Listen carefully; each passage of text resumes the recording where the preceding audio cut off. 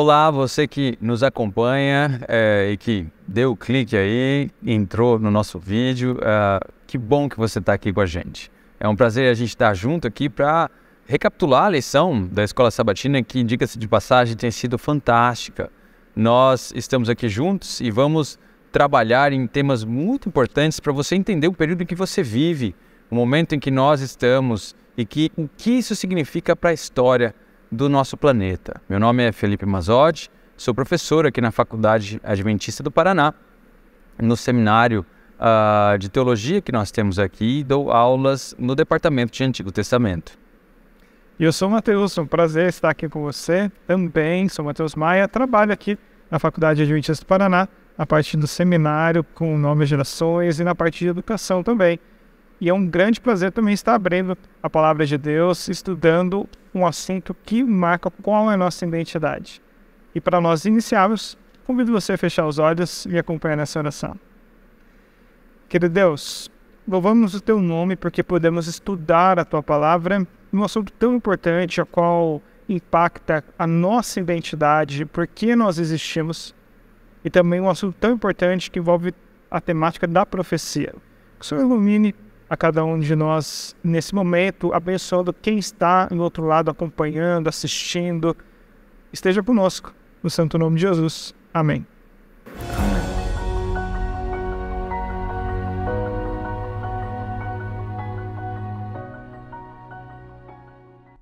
Estamos aqui de volta para estudar um pouquinho sobre a nossa lição desse trimestre, né? A lição intitulada As Três Mensagens do Apocalipse. Eu e você temos tido o privilégio de estudar algumas lições muito importantes nesse guia de lições que nós, na Igreja Adventista, utilizamos. E agora nós já estamos na lição de número 9, que é a lição intitulada Uma Cidade Chamada Confusão. O nosso verso para memorizar está ali no verso 14 do capítulo 17 do livro de Apocalipse, que lê o seguinte: Juntos guerrearão contra o Cordeiro, mas o Cordeiro os derrotará, pois é Senhor dos senhores e Rei dos reis, e com ele estarão seus chamados, escolhidos e fiéis.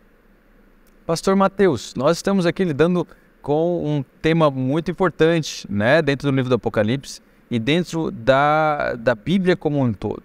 A gente sabe que a Bíblia ela é marcada, ela é pontuada por um projeto divino de resgate, né? Deus tem esse projeto para resgatar os seres humanos, salvá-los, trazê-los de volta da nossa luta contra o pecado e saída do Jardim do Éden, né? E nós adventistas, e na verdade a palavra de Deus em si, né? Mas nós costumamos chamar esse projeto, né? Ou essa história de grande conflito, né? O grande conflito, a história, o tema do grande conflito. E esse conflito ele aparece de várias maneiras no texto bíblico. Já lá desde Gênesis a gente vê isso começando ali entre a serpente e a mulher, no começo de Gênesis. Vemos Caim e Abel logo na sequência, na história que sucede aquela ali. E desde então isso pontua todas as histórias do texto bíblico. É uma batalha, uma ideia de forças opostas, né? Entremeadas com esforços locais, terrestres e esforços espirituais, né? Então a Bíblia parece contrastar, né, o comportamento e as escolhas de um povo fiel com o comportamento e escolhas de povos ou de um povo infiel. E isso acontece reiteradamente ao longo de toda a história da Bíblia. Nós estamos estudando o Apocalipse e me parece que o Apocalipse não é muito diferente disso também. Eu estou certo ou errado nisso? Tá certo. E o Apocalipse vai trazer símbolos para a gente poder entender melhor essa dinâmica do grande conflito entre o bem e o mal e como o povo de Deus também se relaciona tomando as decisões ao lado do Rei dos Reis, aquele que vai vencer, que está no verso que foi escolhido para nós memorizarmos nessa semana. É interessante que a Bíblia ela vai usar, desde lá do Antigo Testamento, e o Apocalipse ele vai retomar várias linguagens lá do Antigo Testamento para apresentar o povo fiel e o povo infiel a Deus. Essa referência, esse paralelo de um casamento onde Deus, ele é o esposo e seu povo é a sua noiva, isso se torna muito relevante no livro de Apocalipse. Daí você tem duas mulheres, a mulher que é fiel a Deus, em Apocalipse capítulo 12, e você tem também no capítulo 17 a que é infiel, que está vestida de escarlate, a cor do pecado, ela está sentada sobre uma besta. São duas mulheres completamente diferentes. Um símbolo riquíssimo daquele que é fiel a Deus e daqueles que ousaram duvidar de Deus e abraçar doutrinas, crenças baseadas naquilo que o ser humano inventou, criou e não naquilo que Deus compartilha com cada um de nós. Vamos ver um pouquinho mais sobre essas mulheres. A lição de sábado diz claramente que elas vão ser o foco da nossa lição dessa semana. E a gente tem as características. Apocalipse capítulo 12, verso 17, a gente encontra a característica da boa. Vou fazer o seguinte, olha, eu vou ficar com a mulher boa, você fica com aquela que é infiel. Ok, tá bom? Beleza. Então, ó, vou ler, você me acompanha aí, Apocalipse capítulo 12, verso 17, que vai dizer as características da mulher que é fiel a Deus. E diz o seguinte, Apocalipse 12, verso 17. Irou-se o dragão contra a mulher e foi pelejar com os restantes da sua descendência, os que guardam os mandamentos de Deus e têm testemunho de Jesus. Veja, as duas características que marcam essa mulher, a identidade dela, é fidelidade a Deus, a sua palavra e ao rei, e ao seu salvador. E vamos agora pensar sobre a mulher, a ímpia. Aqui representa aqueles que não são fiéis ao Senhor. Está lá em capítulo 17, 14. Quais são as características dela, pastor Mazotti? Nós temos várias características, na verdade, no texto bíblico sobre essa mulher, né? O verso 14 fala sobre essa luta contra o cordeiro, né? Mas que o cordeiro os vence no capítulo 17. Agora, essa mulher é descrita com cores bem vívidas pelo capítulo 17 como um todo, né? Nós vemos a partir do verso 1, né, no capítulo 17, uma descrição dela. Um dos 7 anjos que tinha 7 taças veio e falou comigo: venha, vou lhe mostrar o julgamento da grande prostituta que está sentada sobre muitas águas. Os reis da terra se prostituíram com ela, e os que habitam na terra se embriagaram com o vinho da sua prostituição. O anjo me transportou no espírito a um deserto e vi uma mulher montada numa besta escarlate, besta repleta de nomes de blasfêmia, com 7 cabeças e 10 chifres. A mulher estava vestida de púrpura e de escarlate, enfeitada com ouro, pedras preciosas e pérolas, tendo na mão o cálice de ouro transbordante de abominações e das imundícias da sua prostituição. Veja, essa não é uma descrição muito favorável, assim, né? E nem tão um pouco bonita. Pastor, parece que é uma descrição até bem pejorativa, né? E não pejorativa, mas vívida das características que descrevem alguém infiel, né? Então, veja, o texto deliberadamente chama essa mulher de prostituta, deliberadamente a qualifica como alguém infiel e como alguém que não apenas se embriaga de maneira consistente, né? Mas embriaga as nações. Então, a influência dela não é larga, ela está por toda a terra. Sim, é uma influência perene, consistente e que tem a ver com o cenário internacional. Veja que esse símbolo da mulher aqui, ela deveria ser fiel a Cristo, mas ela se envolve, se prostitui, né, com os reis da terra. É interessante até que a primeira mulher, ela está vestida com roupas puras, ela é fiel ao seu esposo, ela é fiel a Cristo. Mas ela está vestida até com a escarlate, que é a cor do pecado. Lá em Isaías, no capítulo 1, Isaías compara, diz assim, olha, venham até mim, ouçam, porque eu vou deixar vocês branco como a neve, que é a cor da primeira mulher ali. Hoje a gente tem até a ideia de separar que o oposto do branco talvez seria o preto, mas no Antigo Testamento parece que o oposto do puro, do branco puro, seria o escarlate, né? Que é a cor do pecado, sangue vivo. E essa mulher, ela está vestida com essa roupa. Ela não está embelezada com os méritos de Jesus, mas ela busca na vaidade dela, aquilo que ela levantou que seria mais importante, o desafio contra o próprio Deus. Sim, e é interessante que o copo, o cálice, né, que ela contém em suas mãos, ou em sua mão, está cheio das abominações dela, né? E o texto deliberadamente, claramente também diz que ela está embriagada com o sangue dos santos. Então parece que é sede de imundícia mesmo, né? De um comportamento de perseguição, persecutório, que envolve não só um comportamento imoral, mas também um comportamento assassino mesmo, né? É exatamente assim que o texto descreve ela. Agora, é interessante que no Apocalipse, e em especial essa batalha que nós estamos tratando aqui, é uma batalha espiritual. Obviamente, quando a gente fala de batalha espiritual, de forma alguma nós estamos esposando ou descrevendo um dualismo grego aqui, né? Como se espiritual fosse no céu e a gente só vive aqui numa terra. Não, pelo contrário. O texto bíblico ele é claro sobre a intersecção ou a realidade do mundo espiritual aqui, onde nós vivemos. Os anjos são reais, os seres espirituais são reais. O mundo que nós chamamos de espiritual, ele é em grande parte material, ele existe. O santuário de Deus no céu existe, os anjos existem. E o que nós fazemos aqui é em grande parte uma colaboração ou com um lado ou outro daquilo que nós chamamos de grande conflito, que é como nós iniciamos a nossa recapitulação.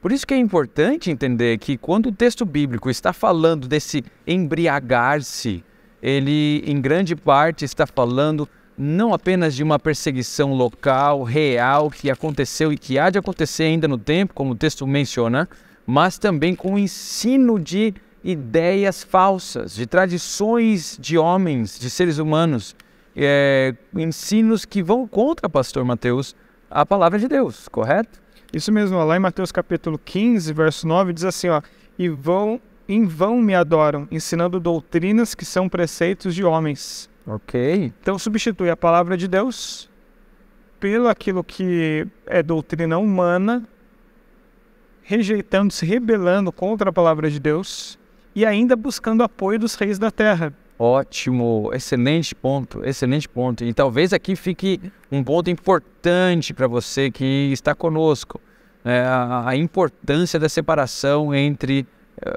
Estado e Igreja, a importância da defesa da laicidade do Estado e da liberdade da Igreja, liberdade daquilo que nós ensinamos na palavra, né? Não há nenhum momento em que a Igreja se une ao Estado, algo de bom acontece. Em geral, a perseguição e estruturas que tolhem, que cortam a liberdade alheia, são o resultado inevitável. Então, o que nós estamos vendo aqui é um poder que busca essa conexão, esse domínio, a teologia do domínio, como nós falamos no meio teológico. A ideia de que a igreja ou o cristianismo tem que estar e ocupar posições e cargos altos na sociedade para que ela de fato, para que o reino de Deus de fato aconteça. Quando em realidade, pastor Mateus, o que nós vemos a igreja descrita, a mulher pura, ela é pura, ou ela assim o é, porque ela mantém um apego a Cristo, a Ele, a quem Ele é, as doutrinas dEle, as ideias puramente vindas do texto bíblico, a ideia de que Deus atua individualmente no coração de cada um, de que Ele respeita a nossa liberdade e de que nada nem ninguém pode suplantar ou modificar ou trocar a palavra de Deus por suas próprias ideias. Então isso é muito importante no texto bíblico e é muito importante que a gente entenda que o verdadeiro movimento de Deus no tempo do fim respeitará aquilo que Deus respeita. Respeitará o livre-arbítrio daqueles que Deus respeita, que é simplesmente o livre-arbítrio de todos. Então, olha, aqui no simbolismo, a gente está entendendo que essa segunda mulher, ela tem a cor que simboliza o pecado, o escarlate, o sangue vivo. Ela tem nas mãos a taça, mas não do puro suco da uva, não do vinho que representa o sangue de Cristo. Ali tem misturas, profanações. Então ela está inserindo crenças que não são bíblicas, adoração de imagens, tirando o de Cristo escondendo que Cristo é o nosso Salvador, é quem intercede por nós. Nesse processo há uma confusão, e essa é a ideia da palavra, da origem, né, de Babilônia e de Babel também, não é? Essa ideia de confusão, onde há uma rebelião contra Deus, e a consequência disso é confusão, como aconteceu na Torre de Babel, não é mesmo? Sim, muito bom, pastor. Obrigado por puxar a Torre de Babel, a minha área de Antigo Testamento, e eu já fico mais animado, né? Porque, de fato, muitas dessas ideias estão conectadas com eventos do Antigo Testamento, né? A gente sabe que o texto bíblico menciona, né, Babel como confusão, fazendo um jogo de palavras, ou uma brincadeira com o termo Baval em hebraico, que de fato significa confundir, confusão. Mas o termo Babel ou Babilônia, né, em acadiano, na verdade, significa o portal dos deuses. E aqui é bem interessante. Diferente de confusão, parece? É diferente de confusão. Os caldeus enxergavam a Babilônia como o portal dos deuses, local onde eles encontrariam os deuses. E a própria cidade de Babilônia era considerada como sagrada pelos reis adjacentes a ela, ou seja, os reinados mesopotâmicos ao redor dela. Então ela não poderia ser destruída em batalha, embora ela tenha sido. Então, em alguns momentos, há tabletes que nós encontramos de maldições contra os deuses que a destruíram, os reis que a destruíram. Isso é muito interessante. A cidade era considerada o portal dos céus, mas os hebreus liam no nome dela, faziam esse jogo, né, pejorativo de significados, indicando que na verdade era confusão, não era o portal dos deuses, era o portal ou local de confusão. Que teria originado com a Torre de Babel. Então veja, a pretensão que os moradores da Babilônia tinham e que a sociedade babilônica tinha era de aquele local ser o local onde os deuses se comunicavam com os homens. E aí você tem a massificação da idolatria no local e a ramificação dos diversos ritos, né, que precisavam atingir a população vindo dos diversos deuses do panteão babilônico, e uma série de prostituições que ocorriam em decorrência desses ritos. Nós vemos, e é interessante que o próprio Apocalipse 17, verso 2, vai dizer que os reis da terra se embriagaram com o vinho da sua prostituição.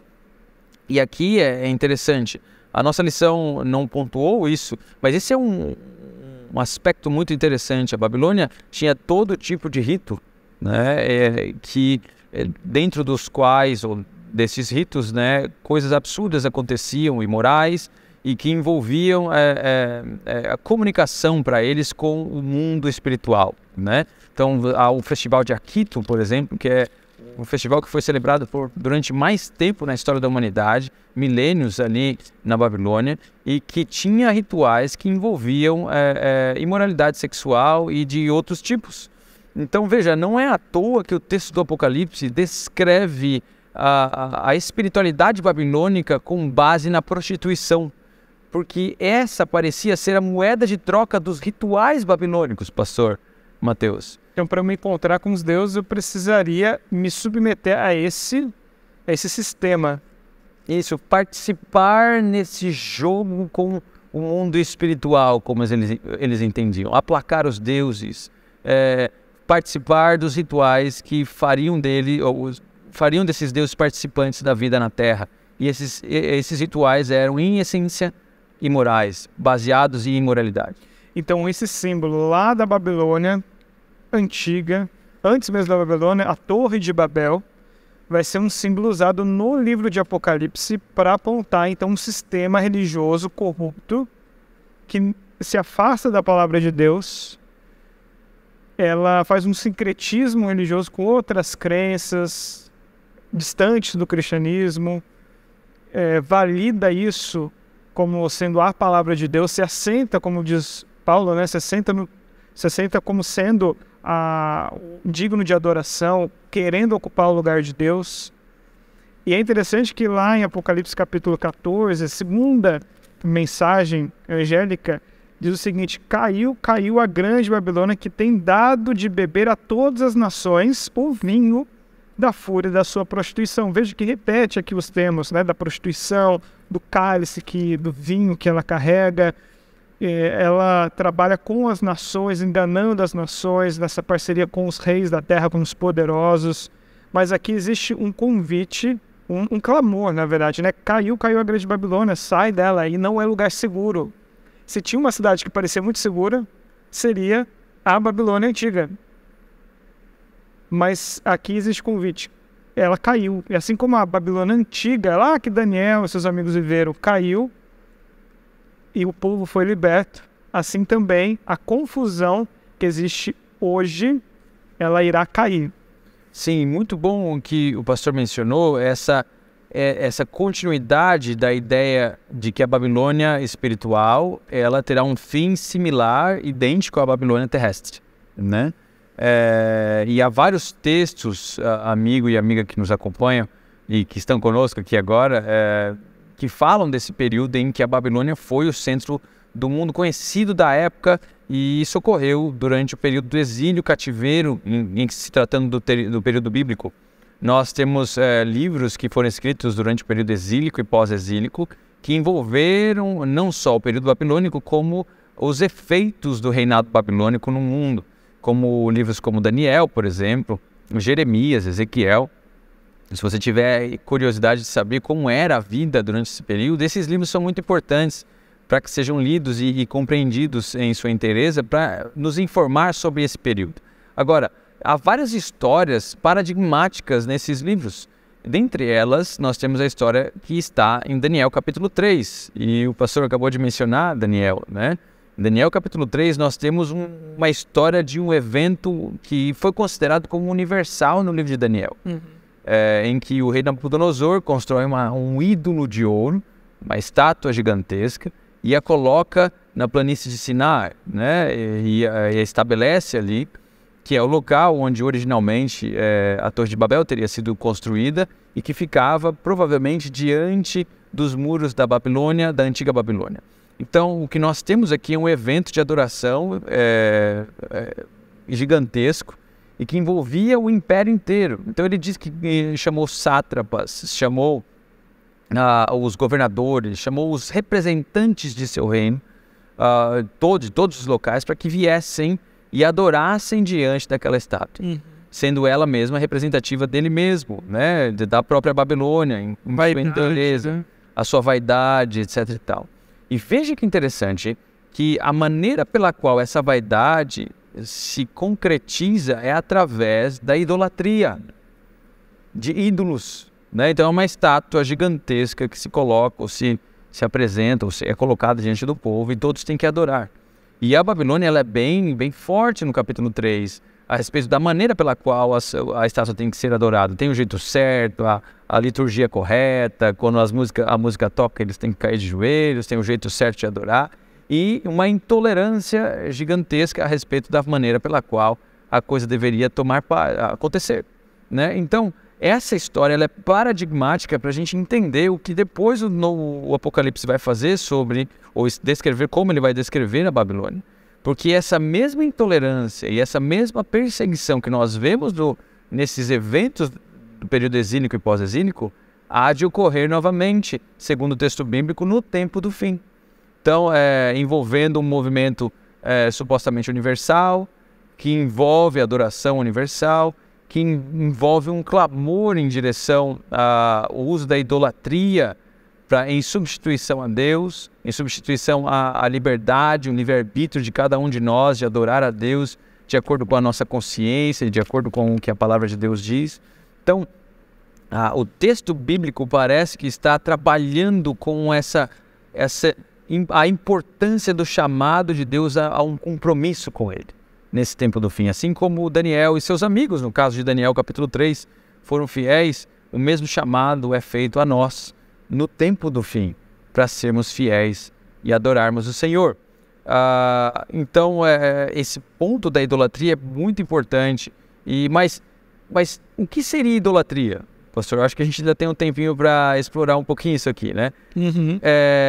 O texto bíblico que a gente explorou na lição de quinta, ali, né? 25 de maio, você que tem o guia em mãos, um pouco sobre idolatria, como o texto descreve, como a Bíblia descreve a idolatria e também com base nisso as promessas que Deus faz à sua igreja no tempo do fim, né? Que apesar de toda essa prostituição, o que vai acontecer? O senhor poderia dar uma palhinha para a gente o que é a idolatria, como o texto bíblico fala sobre isso, qual é o cerne da idolatria no texto bíblico? A idolatria, ela quebra, né, um dos mandamentos de Deus, dos 10, deixa claro que não era para fazer nenhuma imagem e se prostrar diante dela. E você vai ver lá em Jeremias também que ele repete, olha, a estátua não é nada. Ela limita que Deus que é todo poderoso, e por mais que talvez esteja escondido ali uma veneração, eu me prostro, mas é alguém maior, não, isso desvia daquilo que Deus é. A idolatria aqui também envolve eu me colocar aquilo que é importante para o ser humano acima da vontade de Deus. Então, nesse poder, e assim como a idolatria se uniu a parte religiosa com a política da época lá da antiga Babilônia, também vai acontecer no fim dos tempos. E nós somos convidados a adorar o Deus Criador, eterno. Já chegou a hora do seu juízo. Não de se desviar e se confundir agora nessa nova loucura que é a Babilônia no final dos tempos. Muito bom, pastor. Muito bom. Muito bom. Ou seja, haverá um período, e já estamos nele, do tempo do fim, em que os movimentos típicos da Babilônia concreta, a Babilônia terrestre, ela se repetirão nessa Babilônia espiritual.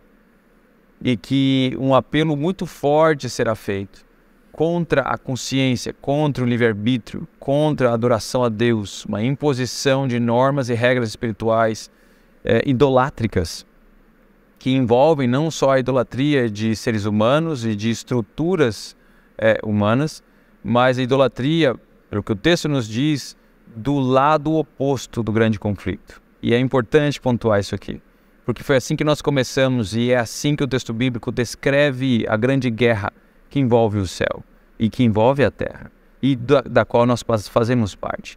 Há um grande conflito. Há uma guerra que envolve a mim e que envolve a você, que nos envolve a todos, e dentro da qual as nossas escolhas, as nossas decisões são de extrema importância. Idolatria não é simplesmente a veneração de imagens, mas envolve também a nossa, ou uma eventual consciente, uma decisão consciente de colocarem no local de Deus qualquer coisa. Seja o próprio eu, seja uma instituição, seja tradições humanas, seja uma estrutura, como nós vemos pela palavra de Deus, que há de ocorrer no tempo do fim, universal, internacional. Ou seja, idolatria é a decisão de substituir a Deus, de colocar no local de Deus qualquer coisa. E pode ser o próprio eu. E é importante que nós terminemos então lendo um verso, novamente, no verso 14 do capítulo 17, em que nós lemos o seguinte: a guerra de Deus, o resultado dessa guerra, do grande conflito entre Deus e essa mulher prostituta, entre Deus e o lado das trevas que brotará na nossa comunidade novamente, já está entre nós. E nós lemos o seguinte, verso 14 do capítulo 17 do Apocalipse: lutarão contra o Cordeiro, mas o Cordeiro os vencerá, pois ele é o Senhor dos senhores e Rei dos reis. Eles serão vencedores também, os chamados, eleitos e fiéis que estão com o Cordeiro. O texto bíblico nos faz um chamado, irmão, irmã, que estão conosco. Um chamado para andarmos com Deus e só com Ele.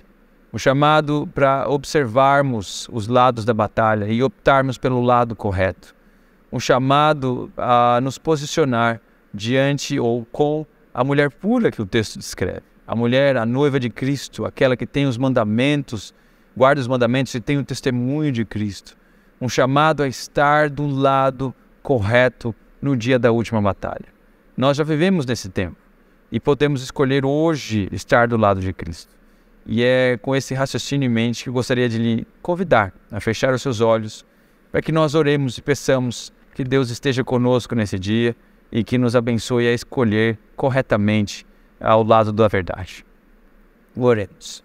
Senhor Jesus, obrigado, Pai. Obrigado porque o Senhor nos ama, o Senhor nos deu o privilégio, neste amor, de conhecermos a Tua Palavra, de conhecermos a verdade, de optarmos, Senhor, por aquilo que de fato edifica, de retirarmos, Senhor, de nossa vida toda idolatria, tudo aquilo que substitui o Senhor, de entendermos que no tempo do fim há de ocorrer aquilo que já ocorreu no passado, em que a consciência, o livre-arbítrio, serão quebrados, Senhor, em prol de uma estrutura universal ou dita universal.